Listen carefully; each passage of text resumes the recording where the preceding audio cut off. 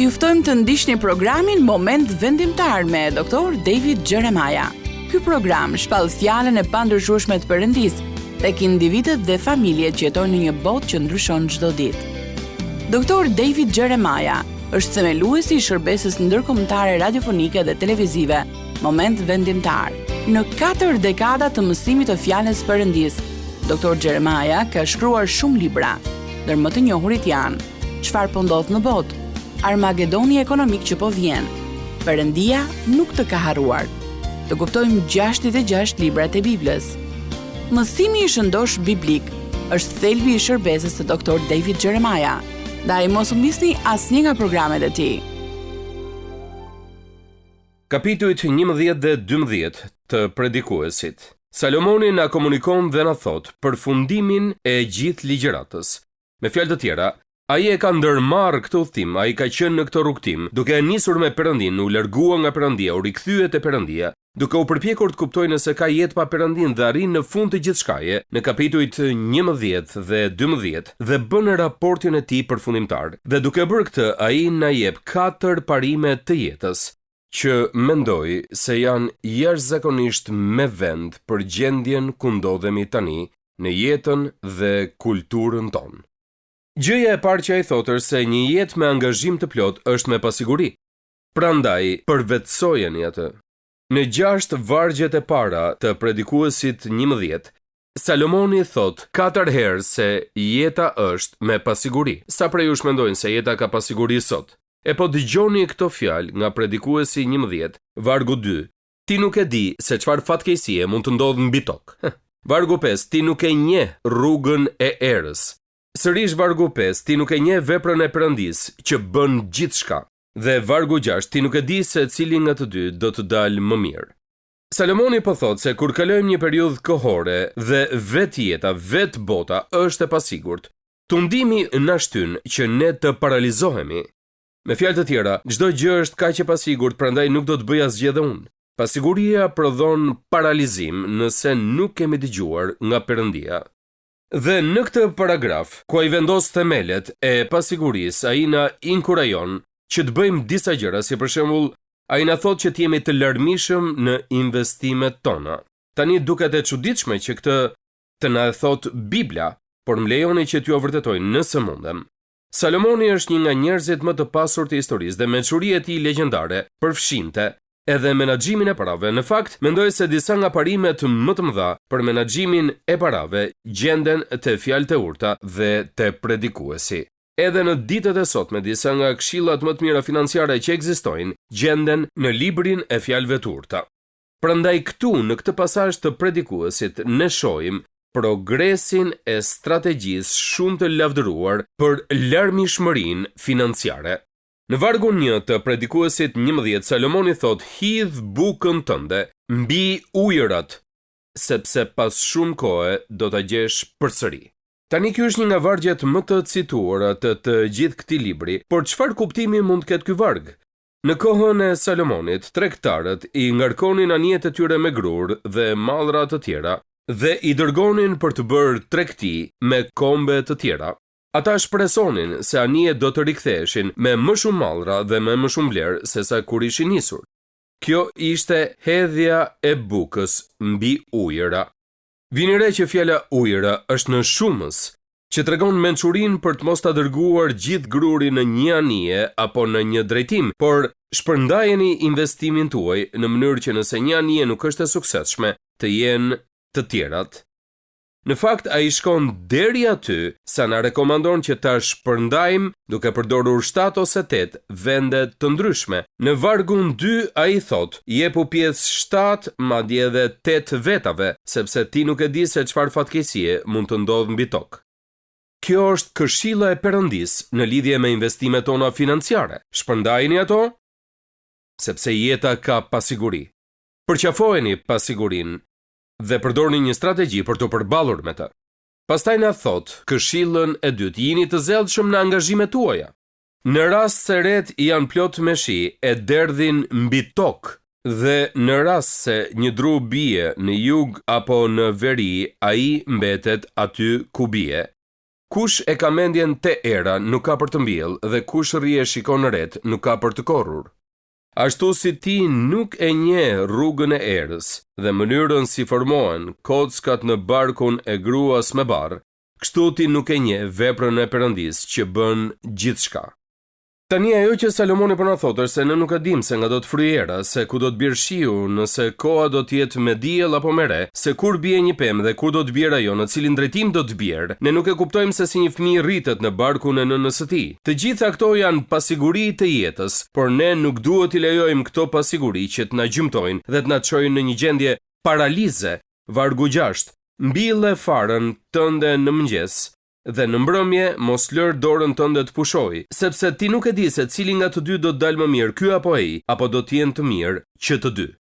Fraza mos e lër dorën tënde të pushoj është thelbësore. Salomoni thot: lërani rezultatin, qoftë i suksesshëm apo dështim, në duart e Perëndis, por mos qëndroni në vend duke pritur kohë më të mira. Bëni diçka tani aty ku ju jeni. Më shumë se 200 vjet më parë, dhoma e përfaqësuesve në Connecticut ishte e mbledhur gjatë një dite pranvere plot me diell. Papritur qielli u bë i zi dhe ogurzi. Dhe përfaqësuesit filluan të alarmoheshin ndërsa shikonin të hutuar nga dritaret. Sigurisht kjo ndodhi në një kohë kur nuk e kishin shkencën për të parashikuar eklipsin diellor, por pikërisht kjo po ndodhte. Askush nuk mund ta priste apo të kuptonte shtrojën e errësirës që kishte mbuluar menjëherë tokën.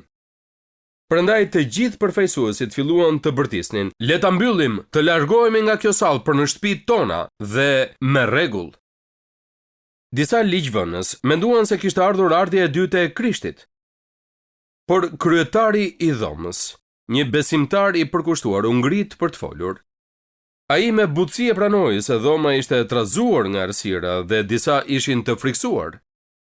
Por dita e Zotit ose po vjen ose jo, tha ai. Nëse nuk po vjen, nuk ka arsye për ta mbyllur. Dhe nëse Zoti po rikthehet, unë i pari zgjedh që të më gjej duke bërë detyrën time. Prandaj sillni disa që rinj këtu dhe le t'i kthehemi punës. Në këto ditë pas sigurie, nuk mund të kërkojmë shteg më të mirë. Ndërsa errësira bie, është e sigurt që drita do ta mposhtë atë. Prandaj ja gjëja e parë që duhet mësojmë nga këta 2 kapitujt e fundit përmbyllës së mençurisë së Salomonit. Më dëgjoni pak tani. Një jetë me angazhim të plot është e pasigurt, prandaj përvetsojeni pasigurinë dhe bëni punën që Perëndia ju ka thirrur të bëni. Numri 2, një jetë me angazhim të plot është e shkurtër. Prandaj shijojeni atë. Tani më duhet ju them se kur e studiova predikuesit, më pëlqeu studimi. Dikush ka thënë se është një gjurmë e Ungjillit në Dhjetën e Vjetër, që na tregon se si është jeta kur Perëndia nuk është pjesë e saj dhe na ndihmon të kuptojmë se si ta gjejmë Perëndin.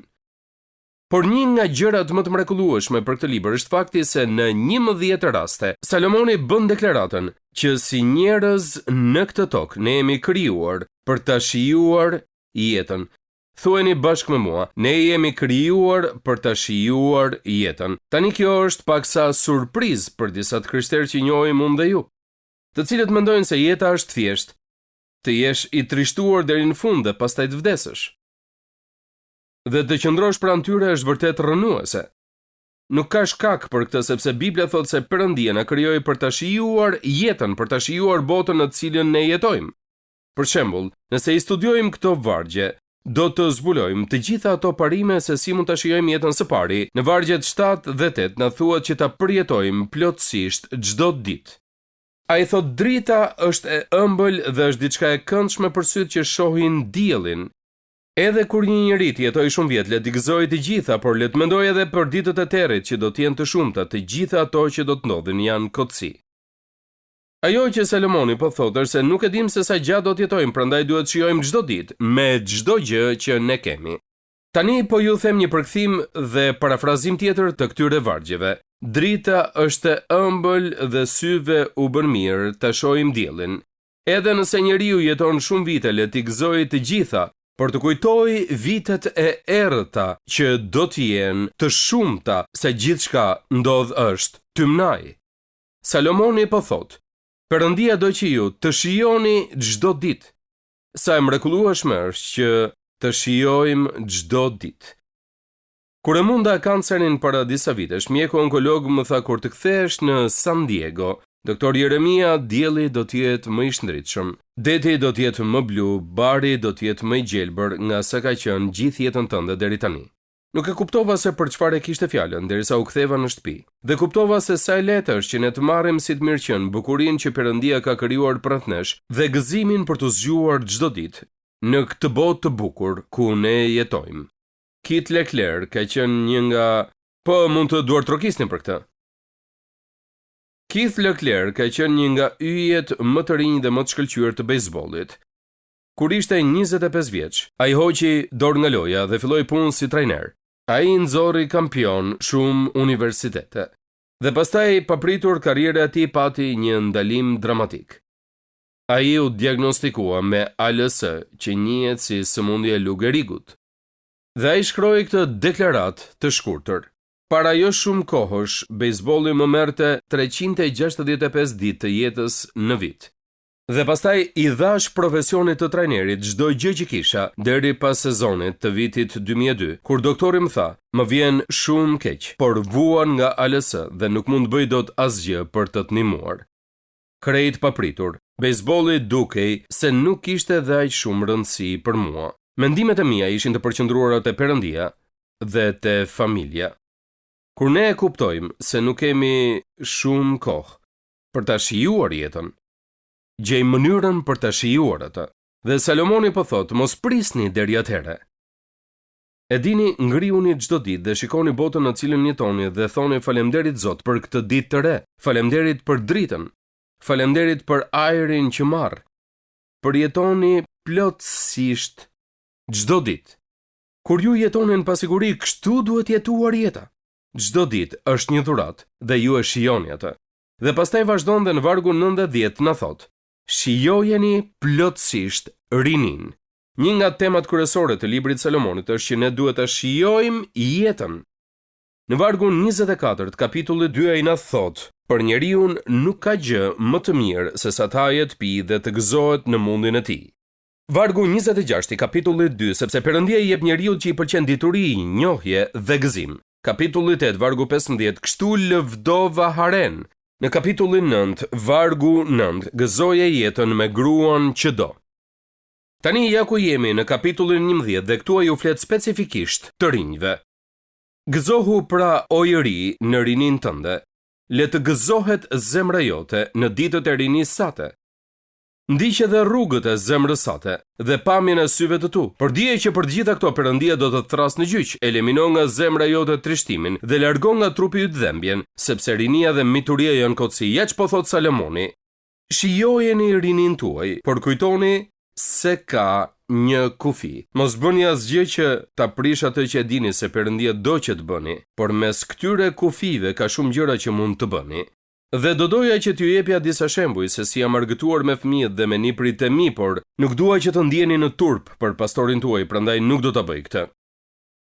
Dhe pastaj në vargjet 1 dhe 2 të kapitullit 12 na thot: shpreheni besimin tuaj me mençuri. Por kujto krijuesin tënd në ditët e rinisë sate, para se të vinë ditët e këqija, dhe të arrin vitet për cilat ke për të thënë nuk gjej asnjë kënaqësi në to. 2 herë në kapitullin e fundit Salomoni i këshillon lexuesit e tij që të kujtojnë krijuesin e tyre në ditët e rinisë së tyre. Dhe ai do që ne të dimë se ndërsa ne argëtohemi teksa rritemi, në këtë paket duhet të përfshijmë edhe një marrëdhënie me Perëndin që duhet ta marrim seriozisht.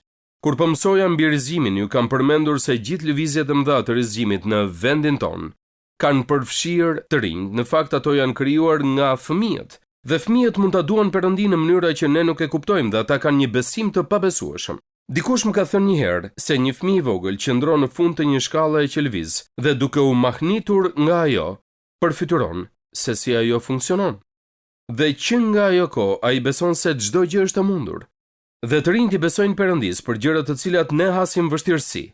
Një nga arsyet për qenë të sinqert dhe pragmatik për këtë është se nëse e katranosin, ata kanë një mundësi për ta rregulluar. Sa më shumë që plakesh, aq më pak mundësi ke për ta bërë këtë. Sa më shumë që plakesh, kupton që nëse nuk merr vendimin e dur, kjo ka për të ndikuar përgjithmonë. Por fëmijët marrin vendime dhe e kuptojnë se janë në një proces të mësuar dhe rriten, dhe ata bëhen të pjekur gjatë këtij procesi. Prandaj, përjetoni plotësisht çdo ditë, shijojeni plotësisht rinin tuaj dhe shprehni besimin me mençuri. Dhe pastaj kemi të fundit, edhe kjo është diçka për të cilën duhet të uleni drejt, është njësoj sikur të marrësh ilaçet. Mirë, përqafojeni plakjen tuaj me falënderim.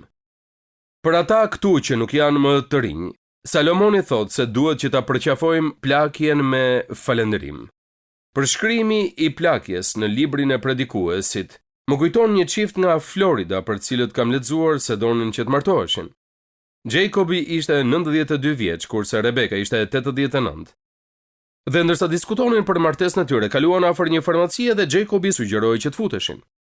Duke ju drejtuar farmacistit, Jacobi thot: "Ne po martohemi, keni ilaçe për zemrën?"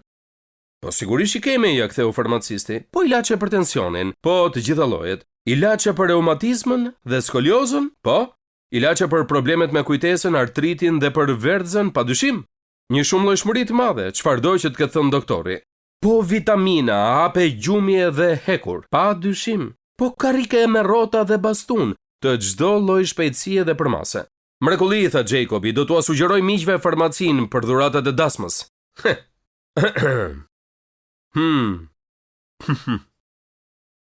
Predikuesi 12 thot: "Dhe pluri t'i kthehet tokës siç ishte më parë, dhe fryma t'i kthehet Perëndis që e ka dhënë."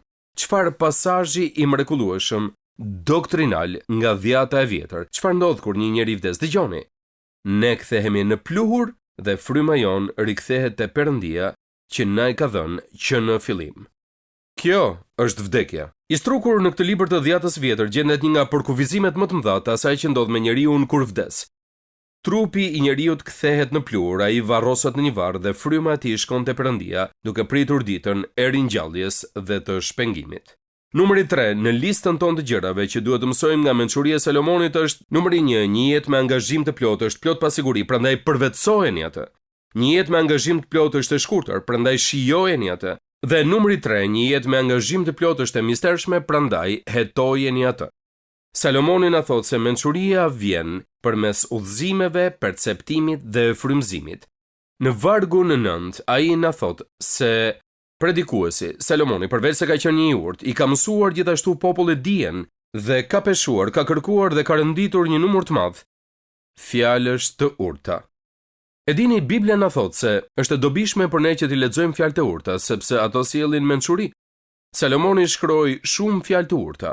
Jo të gjitha ato janë në Bibël, por ato që Perëndia i donte në Bibël janë aty të përfshira dhe ato janë ndërtuar në 31 kapituj. Pra shumë nga njerëzit e biznesit që unë njoh më kanë thënë se i lexojnë fjalët e urta për çdo muaj, një kapitull të fjalëve të urta për çdo ditë. Në fakt ne kemi krijuar një devocion të shkurtër, një devocion me kapak lëkure që ju a bën të mundur këtë, që të lexoni 5 psalme dhe një kapitull nga fjalët e urta sot dhe mund ta bëni këtë gjatë gjithë muajit.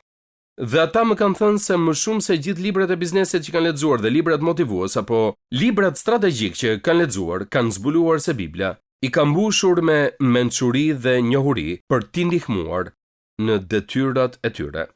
Nëse shkoni në librin e fjalëve të urta, ja se si ai hapet. Qëllimi i këtyre fjalëve të urta është për të njohur diturinë dhe për të mësuar gjykimet e mençura. Nëse nuk i keni lexuar kurrë fjalët e urta, sidomos nëse jeni në botën e biznesit, ju rekomandoj që ta bëni këtë pjesë të rutinës së përditshme. Mençuria vjen përmes udhëzimeve dhe perceptimit. Predikuesi është përpjekur të gjejë fjalë të këndshme dhe gjërat e shkruara janë të drejta dhe të vërteta. Me fjalë të tjera, Salomoni kërkonte që të fliste fjalë mençurie që ishin tërheqëse, të lehta për t'u përvetësuar dhe gati për t'u kuptuar. Dhe pastaj na thot mençuria vjen përmes frymëzimit, vargu 11 dhe 12. Fjalët e të urtëve janë si osten, dhe ato që mbledhin njerëzit e ditur janë si gozhda të ngulura mirë, ato jepen nga një bari i vetëm. Tani duhet ta kuptoni me kujdes këtë shprehje. Ai tha fjalët e Biblës janë si osten. A e dini se çfarë është një osten? Është një shkop i gjatë me një fund me maj, që barinjt e përdorin për t'i bërë delet që të shkojnë në drejtimin e duhur, apo gjedhët në drejtimin e duhur dhe për t'i mbajtur ato bashk. Nëse fillojnë të shkojnë në drejtimin e gabuar, i shpojnë me osten. Shpesh përdoret për qetë dhe gomerët. Shpesher Bibla na drejton me osten. A jeni drejtuar ndonjëherë me osten nga Bibla? Po bëni disa gjëra, po shkoni në një drejtim dhe po përpiqeni të zbuloni ç'të bëni kur papritur lexoni këtë pasazh në Bibël dhe ju duket sikur Perëndia ju ka lexuar postën. Dhe ju drejton me osten dhe ju nxit, ndonjëherë na thumbon dhe pastaj themi çfarë po ndodh këtu. Dhe fillojmë të shqyrtojmë gjëra dhe ndihemi falënderues që po lexonim këtë libër atë ditë, që po lexonim shkrimin atë ditë, sepse Perëndia na ndihmoi të mësonim ç'të bënim, ai na drejtoi në drejtimin e duhur. Dhe pastaj Salomoni thotë se ndonjëherë kur lexojmë Biblën na duket po si gozhd që ngulen në një dras. Përfituroni gozhd që ngulen në një dras dhe që dalin nga ana tjetër. Kur ne lexojmë Biblën, zbulojmë gjërat të cilat besojmë vërtet, gjëra që janë vërtet rëndësishme për ne, dhe që është si të ngulësh një gozhd në një dras dhe nuk ka shumë rëndësi se sa të vështirë e kemi në jetë. Ajo gozhd nuk mund shkulet kurrë sepse është një gozhd e ngulur mirë për shkak të shkrimit. Pas gjithë këtyre viteve që e kam studiuar, kam shkruar për këtë, e kam mësuar, e di që nuk ka libër tjetër si ky. Për atë që ndjek Krishtin, ky libër nuk ka një të dytë. Një jetë me një angazhim të plot ka pasiguri dhe duhet ta përvetsojmë. Është e shkurtër, duhet ta shijojmë, është e mistershme, duhet ta hetojmë. Dhe pastaj së fundmi, një jetë me angazhim të plot është e mbushur me bindje dhe ne duhet ta shprehim atë. Të dëgjojmë pra përfundimin e gjithë ligjëratës. Ki frikë nga Perëndia dhe respekto urdhërimet e tij, sepse kjo është tërësia e njeriut. Doni që ta përmblidhni me një fjali se si të keni një jetë të shkëlqyer, ja se cila është. Kini frikën e Perëndisë dhe bëni atë që ju thot ai. Dhe do të keni një jetë të mbushur plot me gëzim, lumturi dhe kuptim. Kjo formulë është e pashkatërrueshme. Nuk më intereson se ku shkoni apo se kë dëgjoni. Mënyra më e mirë për ta shijuar jetën është që të keni frikë Perëndin dhe të zbatoni urdhërimet e tij. Këto nuk janë 10 urdhërimet, janë thënjet e Zotit, Bibla. Dhe kjo nuk do të thotë që të keni frikë nga Perëndia, edhe pse duhet të kemi një ndjesi frike duke patur frikë Perëndin. Por në fakt kjo shprehje do thotë që të kemi një nderim absolut për Perëndin. Të kemi një respekt absolut për Perëndin, për madhështinë e tij, ta lartësojmë atë, kur të mos e nënvlerësojmë emrin e tij, kur të mos bëjmë diçka që e njollos reputacionin e Perëndis, por që të besojmë se Perëndia është gjithçka në gjithçka dhe gjëja më e rëndësishme që dim për botën është se Perëndia është dhe ta kemi frikë dhe ta respektojmë atë. Zonja dhe zotrinj, frika e Perëndis po humbet në kulturën e sotme. Perëndia po refuzohet, po lihet mënjan, po përjashtohet nga çdo gjë, por ne që e dim se kush është ai, ne që jemi besimtar, ne që jemi ndjekës të Krishtit, ne duam privilegjin e një jete që është kuptim plot. Dhe kjo fillon duke patur qëndrimin e dur ndaj krijuesit ton dhe duke patur frikë atë. Dhe pastaj Bibla thot: zbatojini urdhërimet e tij dhe bëni atë që ju thot. Dhe e dini, kjo duket si diçka, mos, kjo duket si punë e rëndë. Jo, shumica atyre që thot Perëndia, ai po ju thot të bëni gjëra që do t'i shijoni dhe do t'ju ndihmoj ta shijoni jetën siç po e diskutonim. Perëndia do t'ju thot të qëndroni larg disa rrugëve të cilat doni të shkoni, dhe pasi të arrini aty ku po shkoni, kur të ktheni kokën pas, do t'jeni të lumtur që nuk e morët atë rrugë, sepse do t'ishit në telashe. Bibla na thot se fjala e Perëndis është e mbushur me udhëzime për besimtarin. Dhe kështu mund të kemi një jetë me kuptim. Në vitin 1866, D.L. Moody, ungjilltari i madh i atij brezi, po zhvillonte një sër takimesh në Massachusetts. Dhe me të ishte një muzikant që quhej Daniel B. Towner. Towneri ishte drejtuesi i departamentit muzikës në Institutin Biblik Moody në Chicago. Dhe ndërsa po i zhvillonin këto takime, një djalë i ri dha dëshminë e tij, ku përfshiu edhe një shprehje. Ai tha: nuk jam dhe shumë i sigurt, por unë do të besoj dhe do të bindem. Zoti Towner i mbajti shënim këto fjalë në pjesën e pasme të një zarfi, u prek shumë nga kjo shprehje dhe ja dërgoi një miku të tij dhe që të dy bashk shkruan një himn shumë të dashur. Më kujtohet që e këndoja kur kam qenë i vogël si shumica prej jush. Beso dhe bindu. Ja dhe fjalët e kësaj kënge. Kur ne ecim me Zotin në dritën e fjalës së tij, në rrugën tonë derdha ai shumë lavdi. Ndërsa bëjmë vullnetin e mirë të tij, ai në ne qëndron, në ne rri, dhe me të gjithë ata që besojnë dhe binden atij.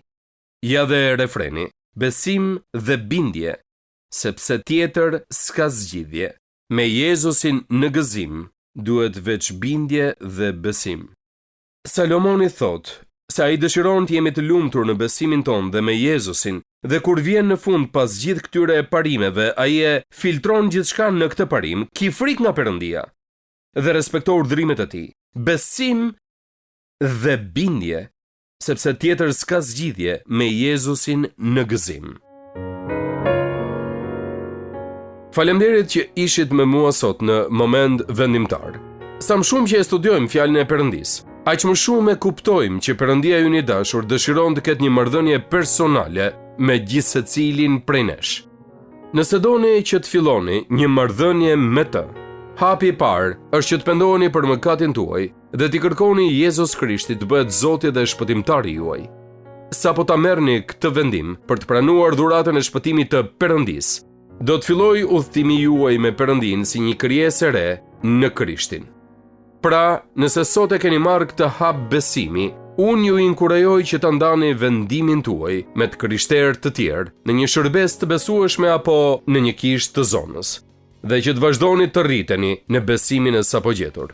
Perëndia ju bekoft, teksa filloni ecjen me Perëndin, dhe unë pres me padurim që të shihemi herën tjetër këtu në moment vendimtar. Ndoqët programin Moment Vendimtar me Dr. David Gjeremaja. Rikthehemi sërish tek ju javën e ardhshme me një tjetër mesazh për fuqinë e jashtëzakonshme të fjalës së Perëndisë, që ndryshon jetën tona përgjithmonë. Deri atëherë, miru dëgjofshim.